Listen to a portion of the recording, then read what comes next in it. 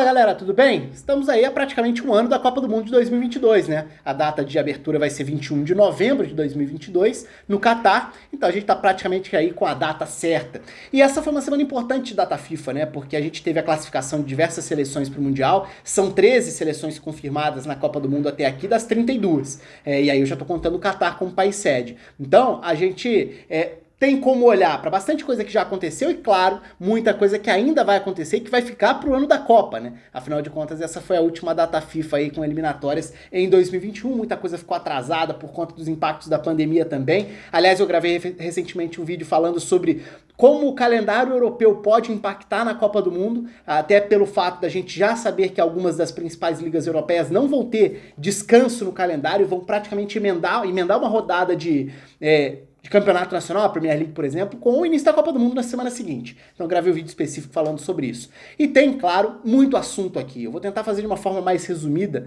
então não vou ficar parando para falar sobre cada um dos casos, times, histórias, curiosidades, porque senão seria muita coisa para falar, passando por todos os continentes, então, né? Daria pra gente ficar horas falando aqui. E aí aos pouquinhos a gente vai abordando isso nas próximas paradas para data FIFA. Eu pretendo mais, claro, perto da Copa do Mundo também tentar fazer alguma coisa especial para falar de todas as seleções individualmente aqui classificadas para a Copa do Mundo, mas isso mais lá para frente.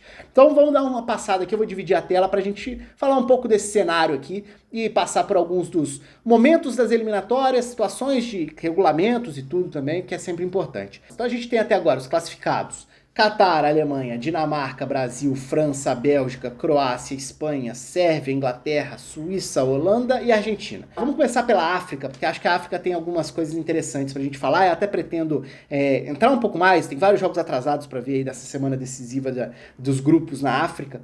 E vem aí um sorteio muito importante, com alguns aspectos bem importantes pra gente prestar atenção também. Vamos lá. Qual que é o roteiro na África, né? Qual que é o regulamento na África? A África dividiu, dessa vez, em 10 grupos com 4 seleções. Até teve fase prévia, né? Então se a gente voltar ali, tem a fase preliminar com os times piores ranqueados do continente e tal. Já foi um mata-mata anterior. Mas a fase que chegou ao fim agora foi a fase de grupos, que tinha 10 grupos com 4 seleções. Só o campeão de cada um desses grupos se classificava para a fase seguinte. Então o que a gente teve essa semana foi a conclusão dessa fase. Então passando grupo a grupo, a Argélia se classificou no grupo que teve confronto direto, inclusive na última rodada, com empate, né, com o Burkina Faso. Burkina Faso já bateu na trave há 2 edições aí de eliminatórias, até com um time mais forte. A Argélia se classificou, é uma das principais forças do continente hoje em dia, e passou, não diria confortavelmente, porque foram 2 empates com o Burkina Faso, que era de fato a única exigência técnica do grupo. No grupo B, a Tunísia se classificando, era um grupo difícil esse, tinha Zâmbia, tinha Guiné Equatorial e Mauritânia completando, mas a Tunísia se classifica, tendo aí 100% de aproveitamento dentro de casa. A Nigéria foi a campeã do grupo C, que também teve um confronto direto na última rodada mais tenso e também difícil, e que terminou com um empate, inclusive, que foi 1-1 entre Nigéria e Cabo Verde, né? Acabou sendo o confronto decisivo dentro desse grupo, a Nigéria se garantindo. No grupo D, um dos principais confrontos das eliminatórias, né? Camarões e Costa do Marfim no mesmo grupo, e acabou dando Camarões. Camarões se classificou para a Copa do Mundo, não, para a fase seguinte, né? O grupo que também tinha Moçambique e Malawi. Grupo E, Mali foi quem passou, no grupo de Ruanda, Uganda e Quênia. No grupo F, o Egito se classificou para a próxima fase, o grupo tinha Líbia, tinha Angola e tinha o Gabão, do Aubameyang. No grupo G também teve um aspecto bem importante aqui até, que foi a Gana se classificou, né, com polêmica, com dificuldades. Gana não vive um bom momento, isso já tinha ficado evidente nas eliminatórias da Copa passada, né, quando Gana não se classificou, e agora por muito pouco não deu a África do Sul. E aqui tem algo importante pra gente prestar atenção. A África do Sul entrou com um pedido, com uma reclamação, com uma contestação, na verdade é basicamente uma denúncia, dizendo para a FIFA investigar a arbitragem do jogo do confronto direto na última rodada, alegando diversos assuntos. São 3 investigações paralelas, uma delas envolvendo corrupção, manipulação de resultados. Em nenhum momento a carta da seleção, da Federação da África do Sul, fala em participação e envolvimento de Gana, e sim da arbitragem. Então, assim, o que a África do Sul provavelmente quer com isso aqui? Tentar, a partir de uma prova, e precisa ter uma prova disso, isso já aconteceu recentemente, até no confronto com Senegal, lá atrás, que teve partida refeita, mas o que a África do Sul deseja aqui, tem a esperança de que, quem sabe, se provadas as denúncias, a África do Sul talvez possa fazer uma partida de novo contra a Gana. E aí esse jogo sendo realizado novamente, poderia ter outro desfecho e mudar a sequência das eliminatórias. Então Gana, longe dos seus melhores momentos, passou na primeira posição, se classificou, mas tem essa questão pra gente ficar de olho. No grupo H, Senegal, uma das seleções mais sólidas do continente, sem dúvida alguma, se garantindo na primeira posição, sem susto, sem qualquer problema. Togo, Namíbia e Congo ficaram para trás. No grupo I, Marrocos, outra potência do continente, sobrou dentro do grupo, sem o menor problema, contra Guiné-Bissau, Guiné e Sudão. E no grupo J tem outro asterisco aí, né? Congo se classificou, nesse caso a República Democrática do Congo, no grupo com Benin, Tanzânia e Madagascar. É um grupo que não tem peso, se a gente for olhar historicamente e tudo, mas se a gente for olhar recentemente, inclusive em participação em Copa Africana de Nações, esse era um dos grupos que tinha maior potencial para ser embolado dentro das eliminatórias africanas. E a República Democrática do Congo passou na primeira posição, deixando Benin em segundo. Dois detalhes. República Democrática do Congo. Vários jogadores conhecidos de campeonatos europeus. Acho até que o melhor momento da seleção da República Democrática do Congo foi atrás. Nos últimos 2 ciclos, acho que o time tinha jogadores de maior destaque que poderiam ter levado até a República Democrática do Congo à Copa do Mundo, o que acabou não acontecendo. Mas qual que é o outro ponto mais importante aqui? Confronto direto entre Congo e Benin. Foi outra decisão de última rodada nessa última semana de data FIFA, dessa fase de grupos. A seleção do Congo fez 4 pausas para substituições. Isso não é permitido. Só são permitidas 5 substituições em 3 paradas mais um intervalo. Então, o que aconteceu aqui? Benin já entrou com a procuração, com uma denúncia, dizendo, olha, a República Democrática do Congo fez algo ilegal, fez 4 paradas para substituições. Isso não é permitido. Então pode ter punição aí. Vamos ficar de olho no desenrolar desse capítulo, mas pode ser que Congo perca, a República Democrática do Congo perca os pontos da partida e Benin passe para a próxima fase. Então esse é um ponto para a gente ficar de olho. E aí a gente chega à fase final, que vai ser a fase que vai acontecer em 2022. São 10 seleções classificadas. Essas 10 seleções vão ser sorteadas em 5 confrontos. 5 confrontos de ida e volta. Os 5 vencedores estão na Copa do Mundo. Esse é o formato da fase final. E aí tem algumas coisas bem interessantes. As seleções, então, são, no momento, Argélia, Camarões, República Democrática do Congo, Egito, Gana, Mali, Marrocos, Nigéria, Senegal e Tunísia. Eu digo no momento porque a gente tem que ficar de olho com o que vai acontecer com o caso de Gana, pela denúncia da África do Sul, e com o caso da República Democrática do Congo, com o erro cometido e a denúncia de Benin. Então pode ser que a gente tenha essas modificações aqui. Mas o que é importante a gente lembrar? A África está resgatando esse formato, né? Para 2018 não foi esse formato existia antes. Em 2018 foram grupos, os times se classificaram para a Copa do Mundo a partir de uma fase de grupos. Dessa vez são confrontos de mata-mata. E aí a gente resgata também o formato que tinha anteriormente, que é o formato de que as 5 seleções de melhor ranking vão ser cabeças de chave nas eliminatórias. Isso é extremamente importante, porque a gente parte aí de um direcionamento para essa fase final das eliminatórias africanas. Então, se a gente olha lá, essa foi a notícia da época que o formato foi divulgado, então as datas aqui estão até erradas por conta da pandemia, depois as coisas mudaram, porque era para essa fase de mata-mata decisiva acontecer justamente nessa semana. Teriam sido aí de 8 a 16 os jogos decisivos para a Copa do Mundo. Isso não aconteceu por causa da pandemia. Mas nesse comunicado da CAF, da época, aqui está o regulamento. Então, as 5 seleções de melhor ranking, de acordo com o ranking oficial da FIFA, vão jogar contra as 5 piores, sendo que o jogo de ida vai ser na casa da seleção pior ranqueada. Hoje, se a gente olha para o ranking da FIFA, direto do site do ranking da FIFA aqui, a gente enxerga Senegal, Tunísia, Marrocos, Argélia e Nigéria. Então, aí a gente precisa ver de quando vai ser esse ranking, que eu estou usando o filtro do site da FIFA para olhar o ranking só com seleções de um determinado continente. Vamos para o próximo continente então, até porque já está ficando longo aqui, o que deveria ser mais rápido. Acho que a África era um caso específico até para falar sobre essas questões de regulamento e também de possibilidades de alteração nos classificados por conta dos processos fora de campo. Na CONCACAF, o octogonal final é equilibradíssimo, já era de se esperar, mas a grande notícia aqui é o Canadá, né? O Canadá passa por um momento muito bom e até agora tem uma campanha impressionante, mesmo para quem tinha expectativa positiva. Gravei vídeo sobre o Canadá aqui há algum tempo, falando sobre como é uma seleção que tem subido degraus, de fato, tem conseguido se aproximar das principais do continente, mas imaginar que o Canadá estaria na liderança da CONCACAF após 8 rodadas, invicto, com 4 vitórias e 4 empates, Isso eu confesso que eu não esperava esse aproveitamento.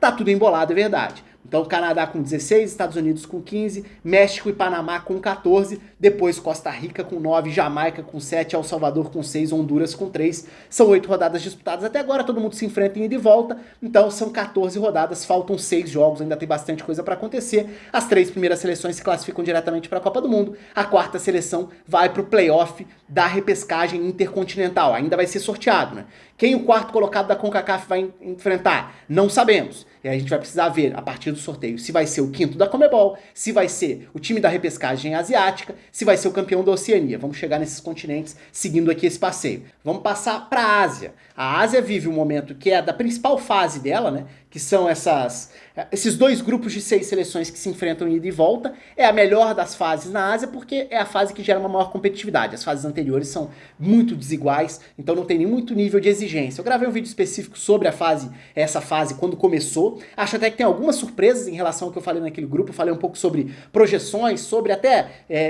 desenhos táticos de várias dessas seleções aqui, inclusive as menos badaladas, Vietnã, Iraque, Omã, tem isso no vídeo lá que eu falo das eliminatórias asiáticas. O cenário, o retrato que a gente tem até agora é 6 rodadas foram disputadas de 10, né? São 6 times em cada grupo, todo mundo se enfrenta e de volta, são 10 rodadas. Então a gente já tem um encaminhamento bastante relevante aqui. O grupo A tem Irã e Coreia do Sul muito disparados. Esse era um grupo que poderia ser muito equilibrado e acabou sendo exatamente o contrário. Por quê? Poderia ser muito equilibrado. Porque o Irã até cresceu ofensivamente, se a gente for pensar do ciclo anterior, o trabalho que atingiu ótimo nível com Carlos Queiroz. Mas tinha toda essa dúvida, vai ser um time tão sólido quanto foi? Vai continuar sendo um time que não deixa pontos pelo caminho? E até agora tem sido um time de 5 vitórias e um empate nessa fase, o que é considerável para o Irã. O Irã foi, vamos lembrar, durante o ciclo para 2018, chegou a ter momentos de melhor seleção asiática. A Coreia do Sul, na segunda posição. A Coreia do Sul tem um time de bons jogadores. Pra mim, tem o melhor jogador das eliminatórias eu ia falar sul-americanas, das eliminatórias asiáticas até aqui, que é o Hwang In-byong. Pra mim, é o melhor jogador das eliminatórias sul-americanas. Tem sido destaque rodada sim, rodada também. O meio-campista que passou pela Major League Soccer, atualmente está no futebol russo. Toma conta do centro do campo. Claro, a estrela do time é o Son Heung-min, mas o Hwang In-byong, pra mim, tem sido o cara das partidas. E pela distribuição, pela qualidade de passe, pelo peso e a responsabilidade que está assumindo no time do Paulo Bento. E qual que é o ponto aqui, né? O número de empates. Então, quando a gente olha para Emirados Árabes, Líbano, Iraque, Síria, eu imaginava que alguns desses times pudessem disputar até eventualmente a segunda posição, dar trabalho na classificação, porque eu imaginava muita troca de pontos. Mas como esses times só empatam entre eles, ninguém consegue se aproximar, então a distância está muito grande. O Líbano é uma grata surpresa aqui. O Iraque é uma grande decepção por problemas internos, de que a Advocate faz o trabalho por lá, mas com uma enorme crise administrativa interna, envolvendo jogadores que jogam no próprio país, com jogadores que jogam fora, enfim. Não é uma longa questão, mas o Iraque passa por um período muito ruim em relação ao que poderia ser, porque o Iraque tem uma geração boa, o Iraque tem uma boa seleção jovem que poderia brigar por vaga na repescagem asiática, mas isso não tem acontecido até aqui, muito porque o time está claramente perdido no meio dessa crise enorme que envolve dentro e fora de campo o futebol do Iraque. Emirados Árabes, em tese, seriam até os favoritos ali para a terceira vaga, no momento estão ali, mas muito distante de competir de fato, né? Vamos lembrar, uma Copa do Mundo no Catar, do ponto de vista da rivalidade geopolítica que existe, seria interessante, seria curioso ter os Emirados Árabes na disputa. A Síria, que chegou a dar muito trabalho na repescagem no último ciclo, tem decepcionado até aqui, não venceu nenhum jogo, então esse é o panorama do grupo A. Indo para o grupo B, que tem provavelmente uma disputa mais direta por vaga na Copa do Mundo. Arábia Saudita, Japão, Austrália, Omã, China e Vietnã. Esse é um grupo também interessante num outro aspecto, também com surpresas positivas e negativas.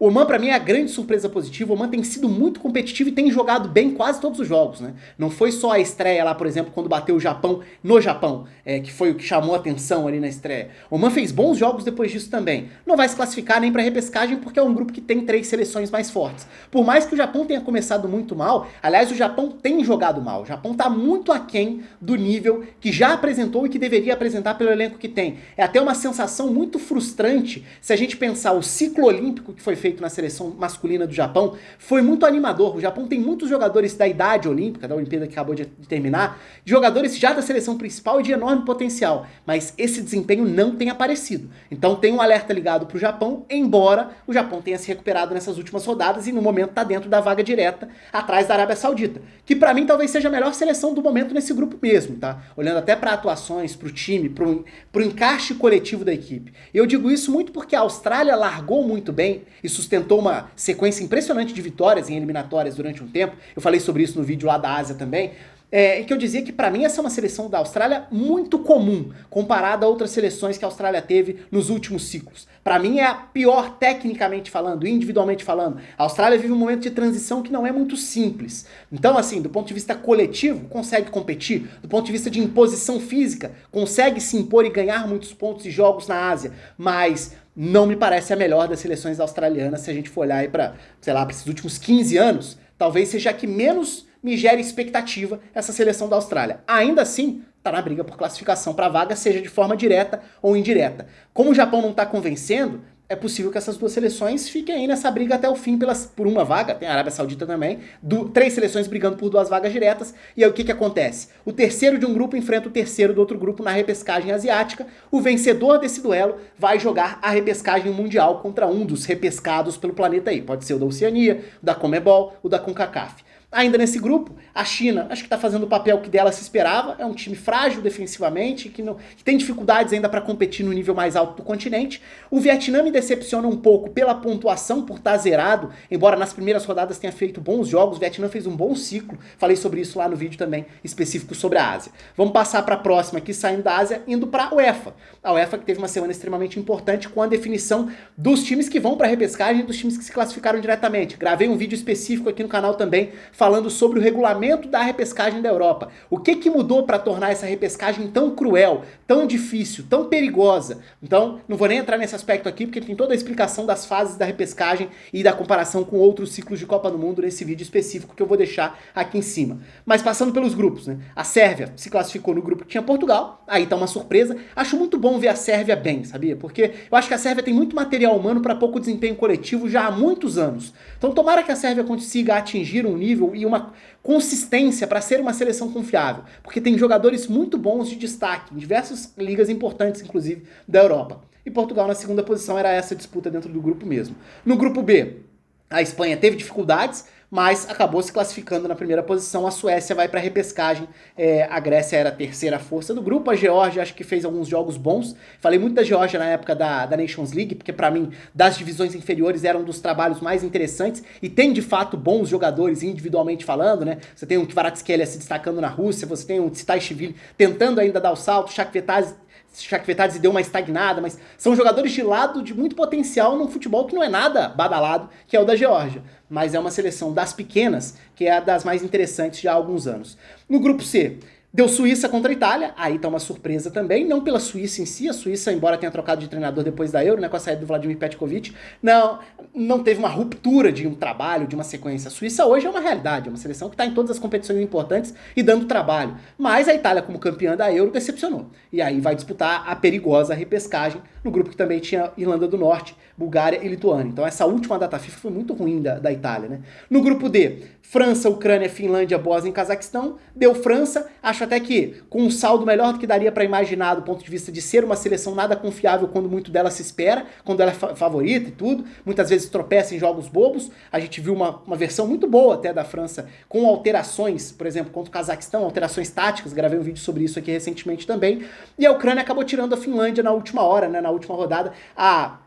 A Bósnia não chegou a brigar de fato dessa vez, mas é muito relevante o que tem feito a Finlândia, né? Jogou Euro, brigou até a última rodada por vaga na Copa do Mundo também, e a Ucrânia é quem vai para a repescagem tentando se livrar de um trauma enorme. No grupo E, não teve disputa pelo topo, a Bélgica se classificou com sobras, é a principal seleção do grupo mesmo, uma das principais do continente já há bastante tempo, e a disputa aí era pela segunda vaga, que nem valia muita coisa, porque como a briga seria entre Gales e República Tcheca, essas seleções naturalmente já iriam para a repescagem via Nations League. Então não fez muita diferença quem terminou em segundo e terceiro aqui, era mais pro caso de ser um dos melhores segundos colocados, mas País de Gales e e República Tcheca foram os outros classificados desse grupo, e sempre com esse asterisco, né? Assim como o grupo seguinte, o grupo F, tem duas seleções para repescagem, porque uma delas foi via Nations League. A República Tcheca em um caso, e no outro a Áustria. A Áustria foi quarta colocada, fez uma eliminatória bem decepcionante, a Áustria que disputou a Euro também, e a Escócia é quem vai para repescagem, num grupo em que a Dinamarca começou avassaladora, né? A Dinamarca,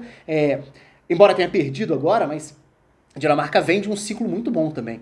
Fez uma grande Euro, fez uma ótima eliminatória, acho que foi uma seleção que cresceu muito do sorteio para as eliminatórias, quando ela era a cabeça de chave e não tinha atingido esse nível ainda, até agora. Hoje é uma seleção para levar em consideração, pensando em Copa do Mundo. No grupo G, a Holanda, apesar de toda a turbulência ao longo do ciclo, se classificou também, diretamente, evitando aí um novo susto, né, um novo trauma. A Holanda que sempre fortes emoções, quando a gente olha para os últimos anos, para as últimas temporadas.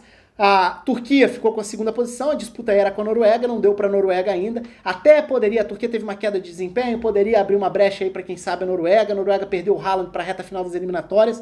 É uma seleção que está subindo degrau por degrau, talvez para a próxima Euro consiga participar, consiga fazer o papel dela. Tem alguns bons jogadores, mas em especial o Haaland, mas ainda não está no nível não diria nem da primeira prateleira, evidentemente, mas da segunda prateleira. Eu gravei um vídeo sobre a Noruega há alguns meses aqui também. O Grupo H também teve uma disputa muito importante, que foi o duelo na última rodada entre Croácia e Rússia, né? Com a Croácia se classificando, gol dramático, um gol contra já na reta final. Gravei um vídeo sobre a seleção da Croácia, que não fez boa eliminatória, embora tenha se classificado diretamente. A Croácia não fez boa Euro, não fez boa eliminatória, mas tem uma notícia positiva que é a renovação, que é a mudança e o surgimento de novas opções, em especial para a linha de defesa. Falei disso no vídeo específico sobre a Croácia por lá. A Rússia também teve troca de comando no meio desse caminho aí, se classifica para a repescagem. Vai tentando fazer uma renovação na seleção também, conseguiu deixar para trás Eslováquia e Eslovênia, que eram sim times que largavam ali basicamente do mesmo ponto de partida. A Eslováquia em especial, poderia ter ficado com uma vaga dessas aqui, mas deu Rússia. No grupo I, a Inglaterra não teve muitos problemas, se classificou tranquilamente num grupo que não era dos mais exigentes. A Polônia, embora também longe do seu melhor momento comparado aí às eliminatórias para 2018, por exemplo, a Polônia se classifica para repescagem. No grupo J, a Alemanha começou mal, com problemas, trocou de técnico depois da Euro, veio avassaladora nas últimas rodadas, se classifica com sobras, um grupo que teve uma disputa muito boa pela segunda posição, né? No início, a Armênia largou bem demais. Depois, a Macedônia do Norte e a Romênia disputaram e a Macedônia do Norte ficou com a segunda vaga, a vaga na repescagem. Muito relevante que a Macedônia do Norte tem feito, né? Se classificou para a Euro de forma inédita e agora se classifica para a repescagem da Copa do Mundo num grupo que tinha Romênia, numa renovação, depois de bom ciclo de Europeu Sub-21. A Armênia foi a surpresa no primeiro momento e a Islândia, que foi presente aí na última Copa do Mundo, que foi uma das grandes histórias aí dessa última década no futebol europeu. Dessa vez a Islândia muito longe de qualquer disputa. E aí a gente chega à questão da repescagem, né? A gente sabe os classificados diretamente e os outros times. Então o que a gente tem hoje é a definição dos potes para os jogos de semifinais da repescagem. Então estão na repescagem Portugal, Escócia, Itália, Rússia, Suécia e País de Gales em um lado, né, da história, em um lado da chave, como cabeças, e do outro lado, Turquia, Polônia, Macedônia do Norte, Ucrânia, Áustria e República Tcheca. A Áustria e a República Tcheca não estão nessa listinha porque vieram da Nations League. Eu até falei lá atrás sobre o País de Gales, a questão de não fazer muita diferença ser segundo ou ser terceiro, acabou fazendo, né? Porque o País de Gales se classificou como cabeça de chave para esse primeiro confronto por ser um dos melhores, um dos 6 melhores segundos colocados. Então é importante fazer essa correção ali que eu falei errado lá atrás. Mas esse é o cenário, aqui é a questão do ranking da Nations League. Os primeiros colocados, todos os campeões de grupos da primeira divisão da Nations League já estavam classificados. Como o País de Gales, que era o melhor campeão de grupo da segunda divisão da Nations League, também se classificou diretamente como segundo colocado, se classificou para a repescagem diretamente, entram os seguintes. Então, Áustria e República Tcheca. Essa é a explicação básica aí, a explicação do que vai acontecer na repescagem. Primeiro, tem sorteio em breve para acontecer, vai gerar vídeo aqui certamente, porque é um chaveamento que pode ser muito perigoso, até por ser imprevisível, e a explicação fica lá no outro vídeo, até para a gente se encaminhar para a reta final aqui. Então, esse é o cenário da UEFA. Tem o cenário da Oceania. A Oceania ainda não começou as eliminatórias, isso é importante lembrar. A Oceania, por conta da pandemia, foi adiando.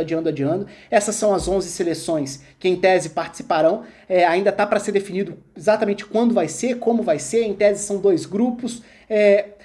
Geralmente é assim. Se todo mundo vai participar, se vai acontecer na Oceania ou não, existe a possibilidade até de acontecer no próprio Catar as eliminatórias da Oceania. Lembrando que não sai um time diretamente para a Copa do Mundo aqui, a Oceania não tem vaga direta, a Oceania tem uma vaga na repescagem. Geralmente essa vaga é da Nova Zelândia, que é a principal seleção, é a que lidera o ranking entre o continente, né, das seleções ranqueadas no ranking da FIFA.